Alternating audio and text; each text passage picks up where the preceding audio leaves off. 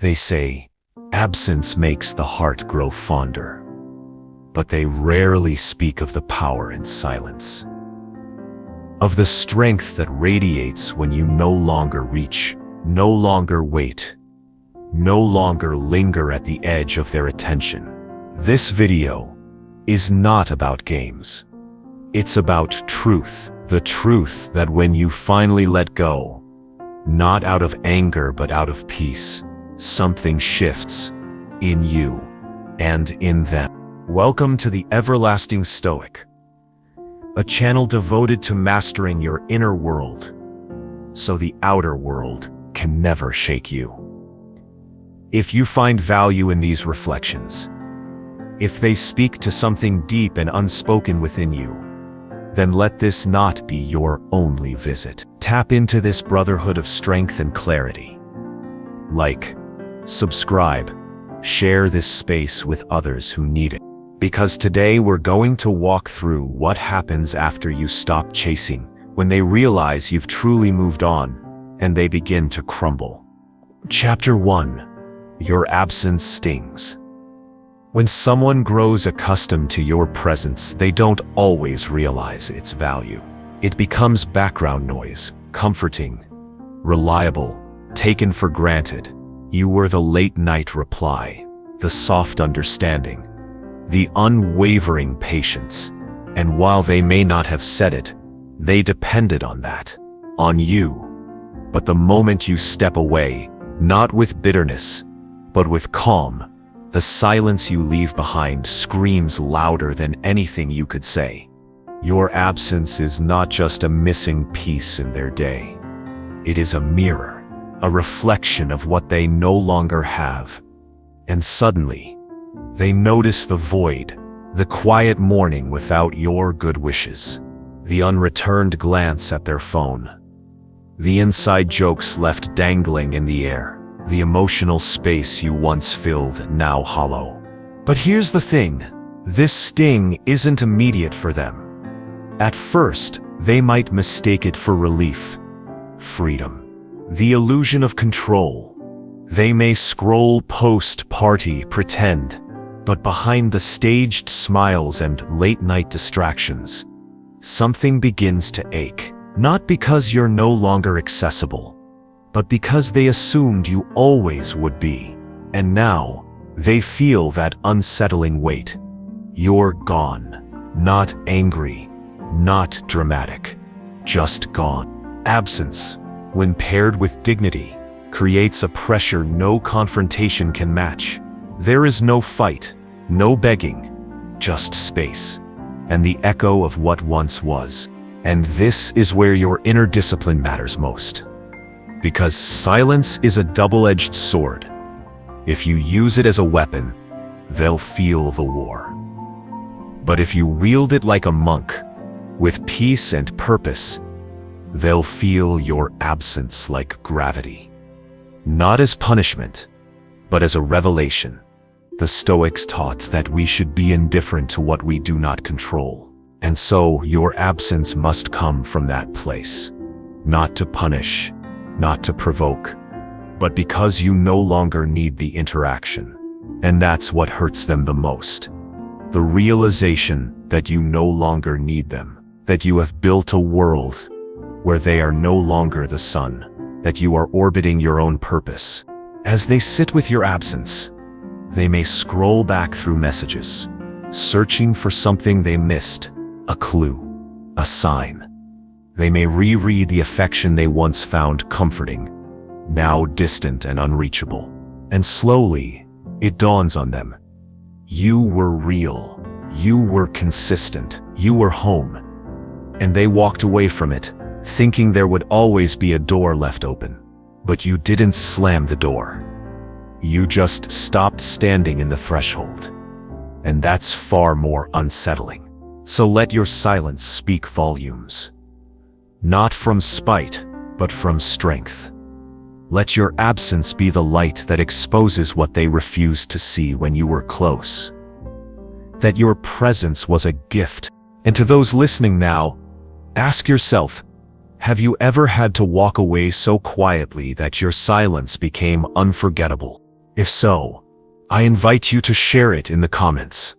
Not for attention, but for reflection. Your story might echo in someone else's life right now. Let's build a library of strength below, a testimony of what it means to walk away with dignity and let the silence do the talking. Chapter 2. Their control fades. Power in relationships is rarely loud. It's not in who shouts the most or who posts the first story after a breakup. It lies in the unspoken dynamics, in who waits, who chases, who adjusts. Often, those who feel secure try to guide the rhythm when they call, how you respond when you meet, how close you stay. It's subtle, often unnoticed, until the pattern breaks. When you were under their spell, you may not have seen it, how you bent your day around theirs, how their moods shaped your peace, how your needs became secondary. You weren't weak, you were invested, you believed in the connection, and so you yielded, hoping they would see the value of your loyalty. But they didn't. Or worse, they did, and they used it. But something changes when you truly move on. Not the kind of moving on where you wait for them to notice. Not the kind where you post to be seen, but the deep kind, where your energy detaches, your mind clears, and your heart folds its wings, resting in its own space again. And when that happens, the strings they once pulled go limp. They feel it first in your delay. The way you no longer rush to reply, the shift in your tone, calm, kind, distant. They might try to re-establish the rhythm, send something nostalgic, tag you in something funny, ask about your day, but your responses no longer orbit their approval. You have centered yourself, and now they realize something frightening. Their influence is fading. Control is intoxicating. Not just the dramatic kind, but the quiet pull of knowing someone is always waiting. And now that you're not, they feel the absence of control like a ship without an anchor. The messages feel heavier. The silences feel longer. They can't predict you anymore. They can't assume your attention. And this is where their crumble begins. You were the constant. The emotional gravity that kept things from floating into chaos. You brought depth, clarity, consistency. And now you've shifted into stillness. You don't push, you don't pull, you're just there, anchored in yourself, and they don't know how to reach you anymore. That's the moment when they begin to spiral. Not because you said anything cruel, not because you blocked them or lashed out, but because the game is over, and you weren't even playing. You simply woke up, and now they're left trying to start a fire with the ashes of something they let burn too long. Here's what they don't understand. When you detach, you don't hate them. You don't seek revenge. You simply no longer assign your peace to their actions. You reassign your power inward. And that is the one thing they can't influence. Now, they begin to question, did I lose them for good? Why aren't they chasing anymore? Who are they becoming without me? And the worst thought of all, were they always this powerful, and I just never noticed? They'll test your calm, subtly, with breadcrumbs, with nostalgia, with guilt. But you, having found the calm center the Stoics spoke of, do not react. You respond.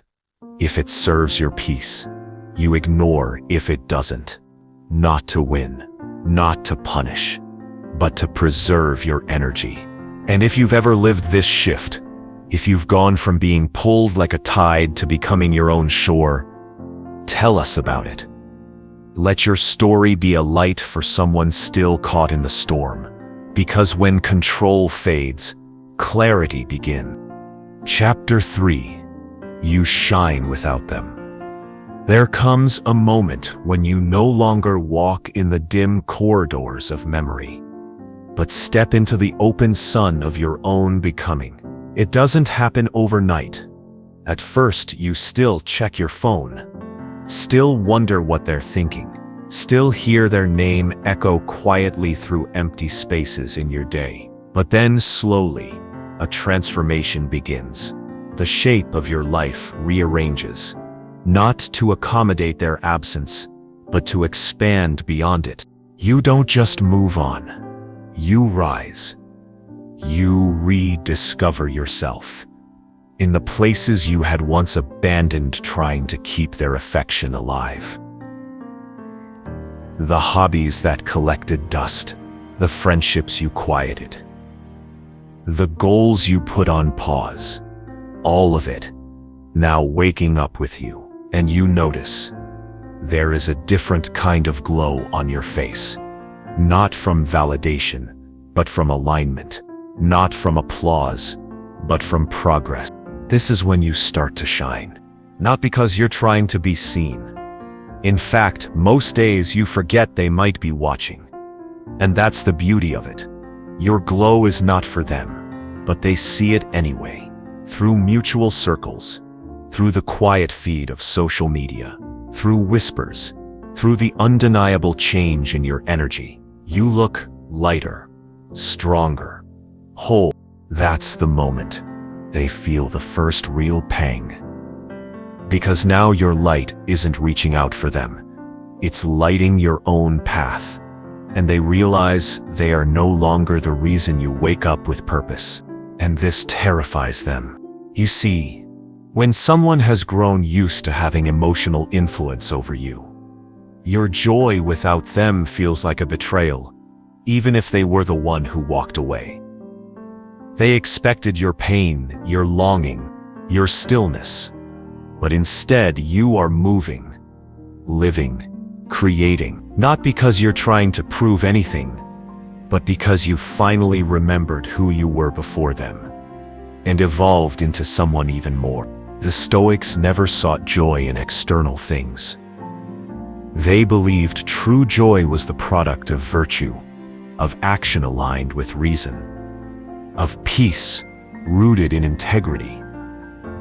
That's the kind of joy you now live. Quiet, steady, self-generating, and because it isn't tied to their return, it becomes the most unshakable kind. They scroll through your life and see something they didn't expect. You are becoming more attractive in your distance, not in appearance alone, though perhaps you've begun to carry yourself with a different elegance, but in aura, the glow of someone who no longer waits, who no longer doubts, who no longer chases. You no longer orbit their energy. You generate your own. That's when the comparisons start. They may not admit it. They may even deny watching. But the mind compares instinctively. And when they see you blooming, they can't help but wonder, were they always this vibrant, and I just didn't see it? Or worse, did I dim that light when they were with me? And maybe you did dim it. Maybe you shrunk to fit, bit your tongue to keep the peace, held back your laughter, your creativity, your power, but not anymore.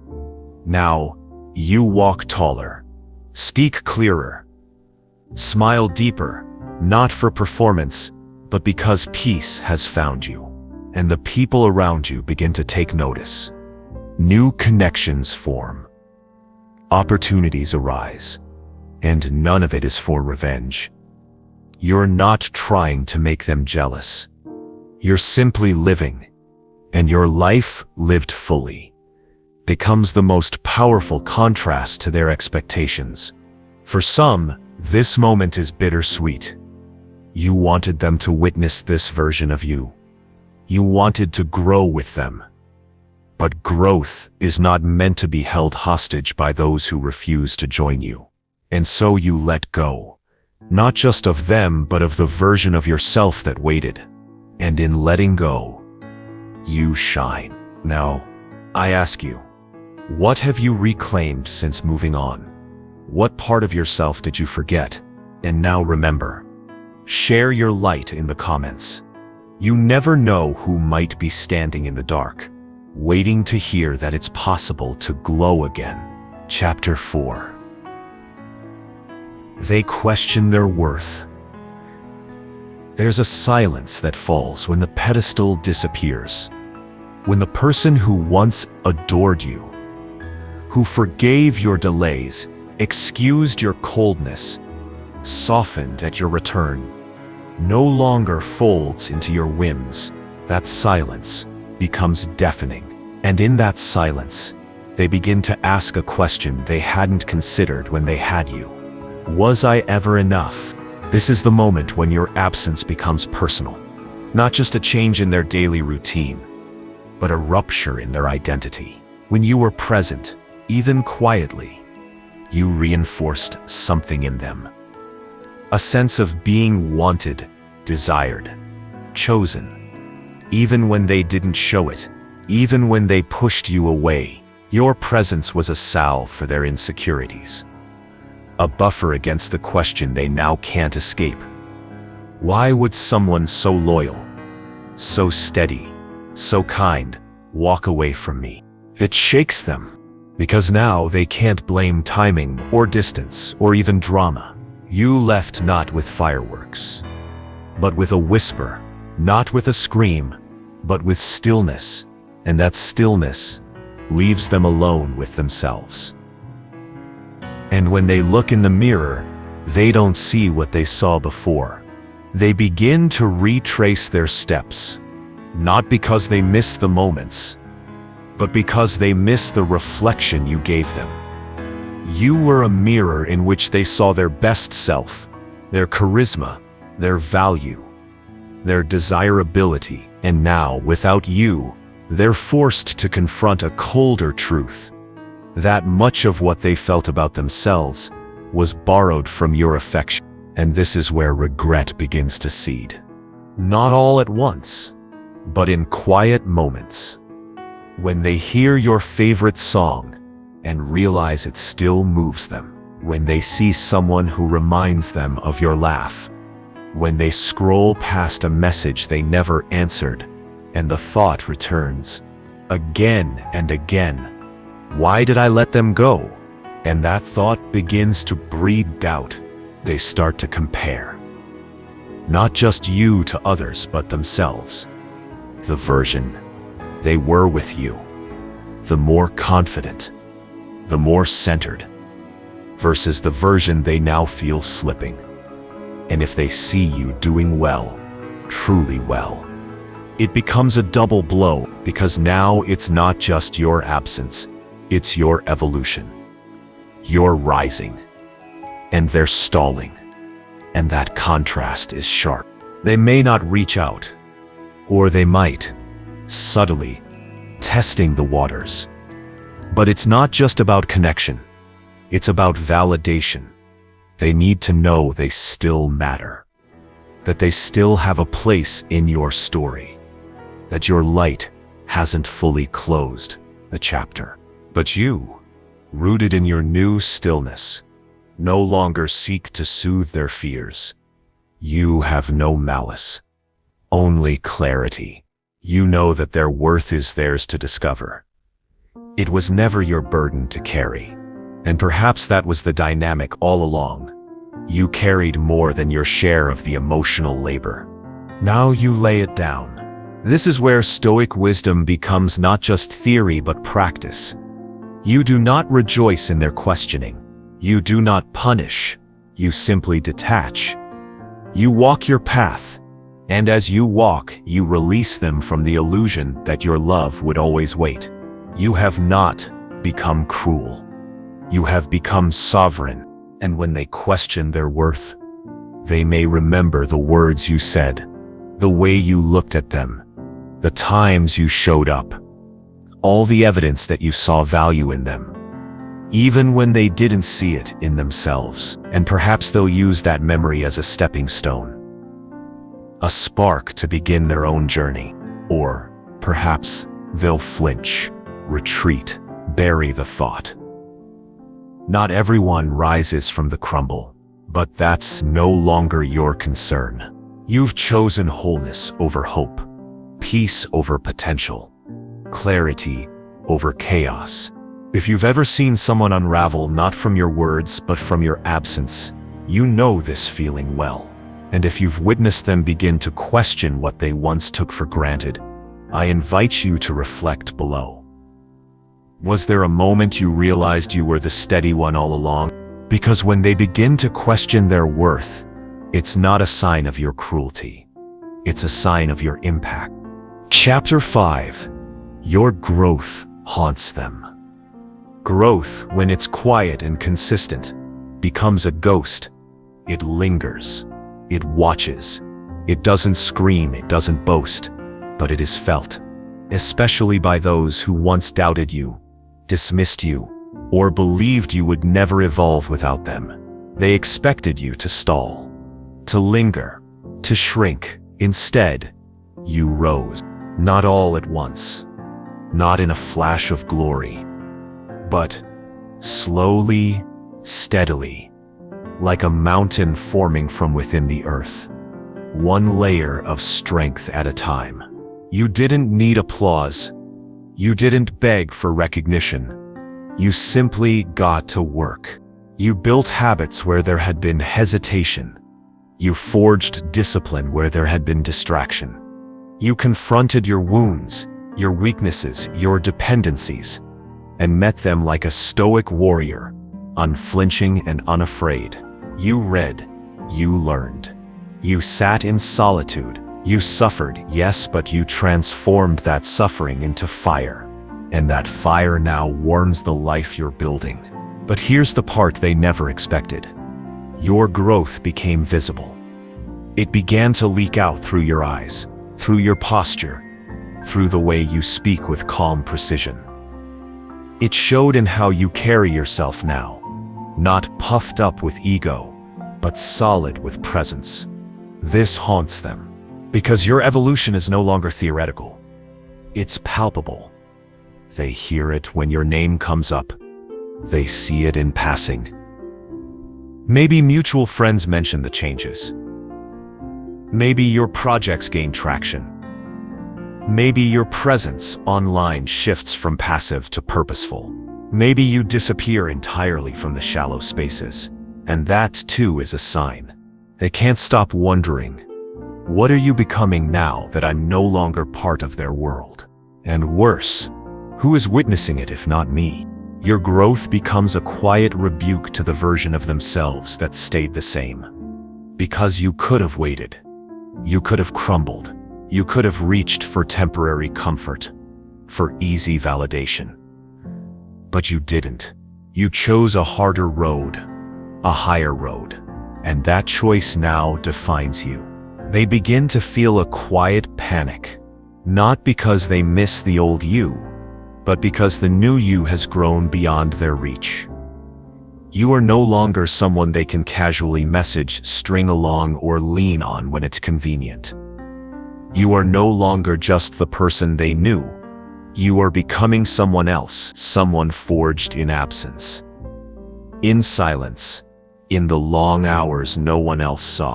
And so your growth, the very thing they underestimated, becomes the ghost that follows them. Every time they settle for less, they'll remember that you chose more. Every time they slip back into old patterns, they'll hear echoes of your voice, urging growth, resilience, purpose. Every time they feel stagnant, your image, your evolution, will remind them of what they could have built with you, but didn't. You didn't leave to make a statement. You left to make progress. And now, the distance isn't just physical, it's spiritual. You've grown beyond the plane they stayed on. And they can feel it, like gravity shifting beneath their feet. So let them be haunted. Let your silence echo. Let your growth speak. Let your new peace be louder than your old pain. And if you've ever experienced this, if you've ever become a living reminder of what someone else refused to become, share your journey below. Who knows who needs the reminder that growth is not just healing, it's haunting. To those who stay behind. Chapter 6. They seek your approval. When someone loses access to your heart, the first instinct isn't always regret. Often, it's a desperate search for reassurance. Not because they want to rebuild, but because they need to know one simple thing. Am I still worthy in your eyes? And so begins the quiet hunt for approval. They may not reach out directly. Pride rarely allows it. Instead, they start sending signals. A carefully curated photo, a vague caption, a message through a mutual friend. They'll hover around your orbit, not close enough to re-enter, but near enough to be seen. They want your attention, your reaction, your recognition. Why? Because your approval meant something. You saw them deeply, even when they wore masks. You gave them grace when they stumbled. You held space when they felt small. And now that you're gone, the mirror you held for them is shattered. They don't know how to see themselves clearly anymore. And so they seek that light again, the glow of your belief in them. The Stoics would say that approval from others is fleeting, unreliable, and not a source of true peace. But when someone is used to receiving it, especially from a source as strong and steady as you, the absence creates a craving. Your validation, once freely given, now carries weight. It becomes rare, sacred, earned or lost. You'll notice it in small things. They may resurface with updates on their life, disguised as casual chatter, but clearly crafted to impress. They may highlight changes, growth, insights, and part of you, if you're honest, might feel a twinge of pride. They're trying now. They're finally becoming the person you once believed they could be. But here is where your resolve is tested. Because you are not here to complete someone's self-worth. You are not a mirror for rent. You gave freely before, not because they deserved it, but because you loved purely. Now, however, that chapter is closed. And if they are becoming better, that is their journey, their reward, not your responsibility. They might try to pull you back with praise. I miss how you believed in me. You always saw the good in me.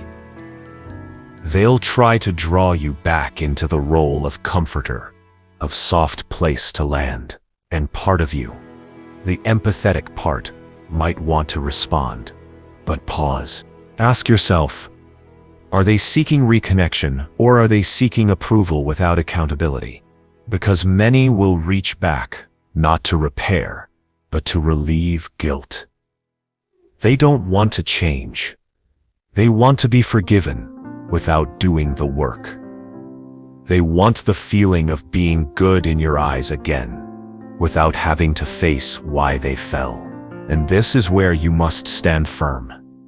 You are not cold. You are clear. Your approval is no longer a blanket for their doubts. It is a door they chose to close. And you will not reopen it without reason. You've grown. You've become the mountain. And a mountain does not chase. A mountain does not lean down. It simply is. Unshakable. Strong. Still. So let them climb if they wish. Let them earn their own reflection.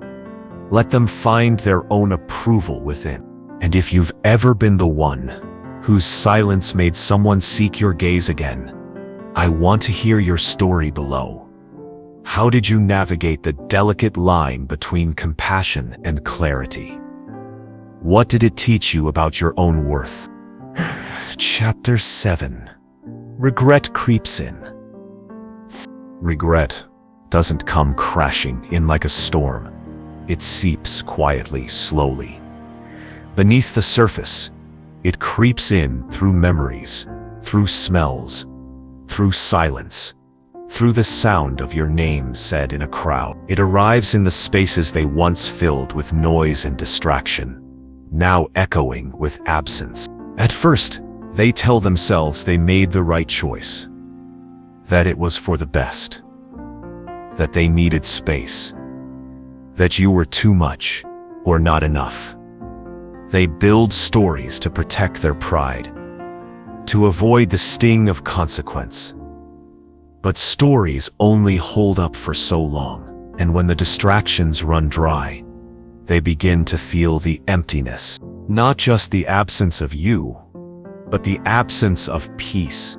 Because when you were there, things were calm. Even when things were hard, there was a center to the chaos, a heartbeat of loyalty they never quite acknowledged. You weren't perfect.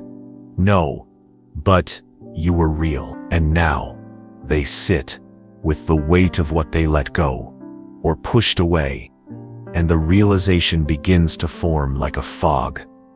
I had something rare, and I didn't know it. That thought haunts them. It echoes through the choices they make now. They compare new faces to yours. They test new connections against the feeling you gave them. They try to recreate it, but it never lands quite the same. The laughs are thinner. The touch is colder. The conversations lack depth, and they begin to understand. It wasn't just the relationship that was special. It was you. This is not about being idealized. You had flaws. You had off days. But you also had heart. You had presence. You gave more than you took, and most of all, you showed up. When they needed softness, you softened. When they needed space, you respected it. When they needed a witness to their soul, you watched without flinching. And now, without you, they feel unseen. Regret doesn't scream. It whispers.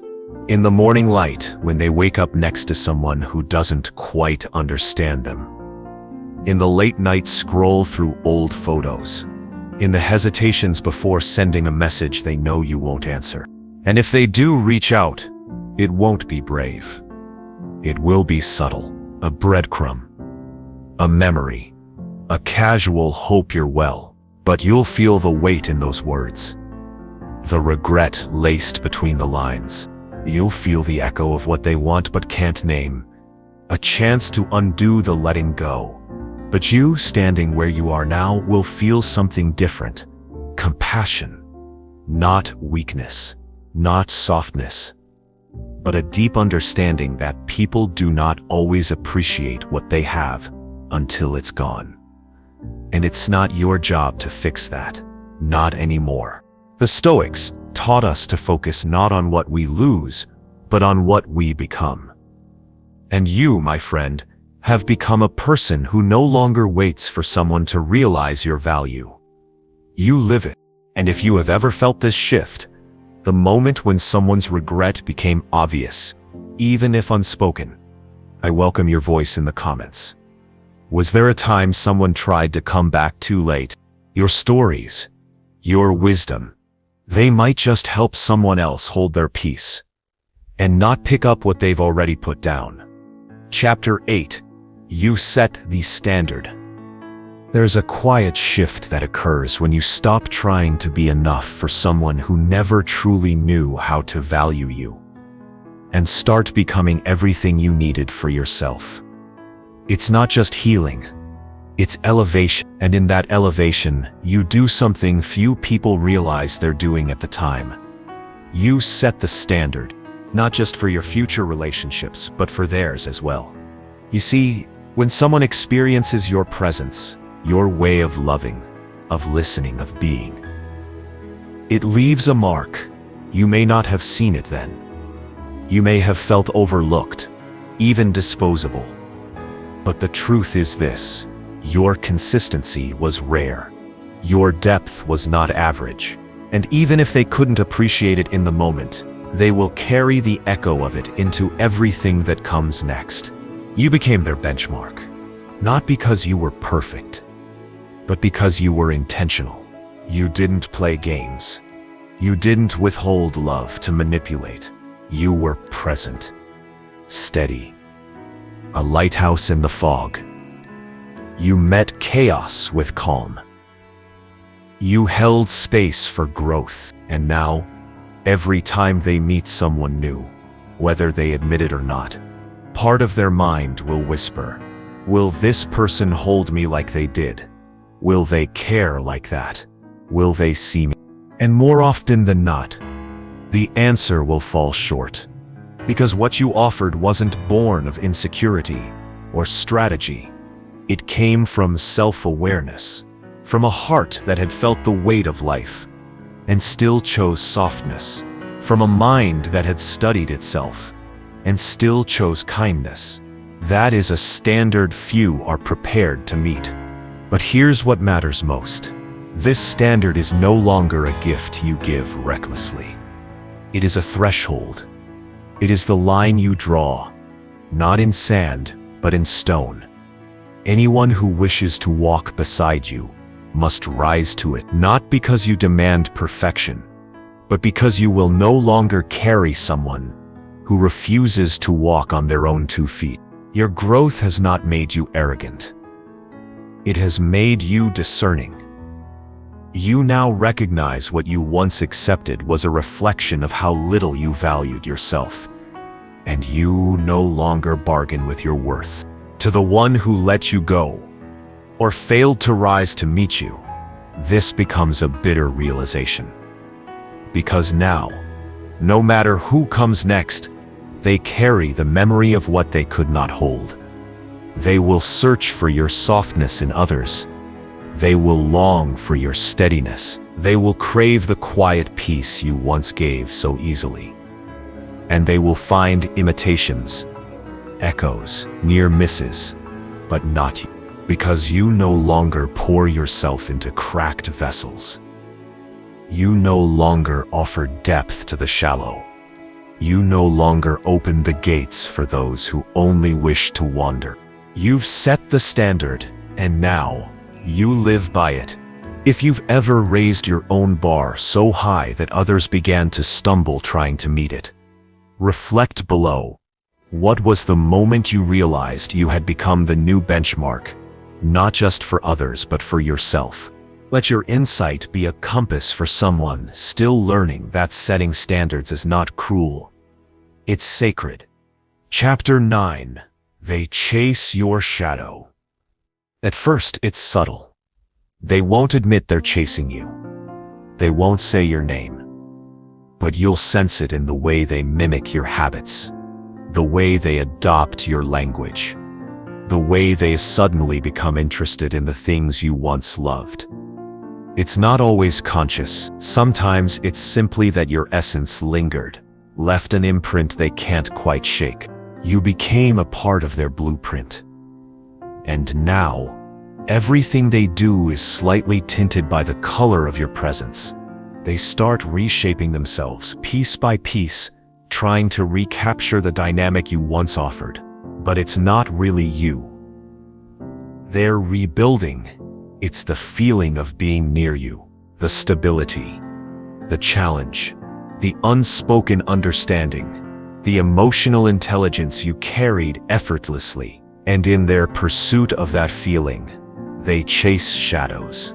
They might do it through people, seeking versions of you in new faces, someone who has your confidence, your charm, your mind. They get close, but it never feels quite right. There's always something missing, a subtle lack of depth, a missing flicker of soul. They realize, often too late, that what they had wasn't common. They might do it through performance, posting more, accomplishing more, dressing better, speaking differently, almost as if trying to summon your attention through evolution. But you see through it, not with arrogance, but with clarity. You know that growth done to be seen is not the same as growth born of solitude. And you did your growing in silence. Without a camera, without an audience. That's why it stuck. That's why it matters. As they chase your shadow, they exhaust themselves. Because shadows shift. They stretch when the sun rises. They fade when the light changes. They are outlines, not substance. They are symbols of what's no longer there. And perhaps one day they will understand that what they're chasing isn't just your presence, but your essence, the wholeness, the calm, the refusal to be shaken by chaos. The way you didn't just survive things, you turned them into fuel. You were never easy to hold. Not because you were difficult, but because you required presence, honesty, stillness. And they didn't have it then. Maybe they still don't. So they chase what they remember, not realizing that the very act of chasing ensures they will never grasp it. Because you have moved on. You are no longer the person you were when they left. You have stepped fully into your own light, and shadows cannot follow where light leads.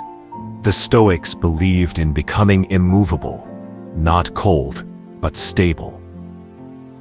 You've become just that. And now, their pursuit of your ghost only reminds them of the depth they refused to dive into. So let them chase. Let them wander the echoes. Let them look for your reflection in every pool they pass, not realizing you were the ocean all along. If you've ever felt someone trying to reach for you, not the real you, but the shadow of who you were, how did you respond? Drop your reflection below. Your insight may free someone else from chasing what's already behind them. Conclusion: they crumble, not because you wanted them to, not because you plotted it, but because you grew, because you let go with grace, because you walked away without fire, and chose to become the calm after the storm. You didn't wait for closure. You didn't plead. You simply turned inward, did the work, and emerged stronger. Not louder, but deeper. And that is what shatters illusions. That is what makes them realize what they lost. Not a partner who begged, but a partner who became. Let them feel your absence. Let them witness your rise. Let them witness your rise. Let them wonder how they ever overlooked the very thing they now chase in shadows. And you keep going. Keep building. Keep choosing depth over distraction. Keep setting standards.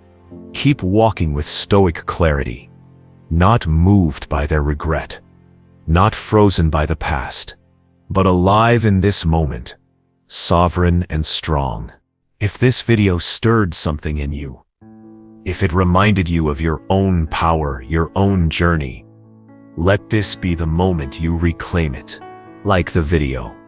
Subscribe to the Everlasting Stoic if you haven't already. Share this with someone who might need to hear these words. And in the comments, tell me, what was your turning point? When did you decide to stop waiting and start rising? Because that story, your story, could be the one that saves someone else from falling. Until next time, stay still, stay strong, stay stoic.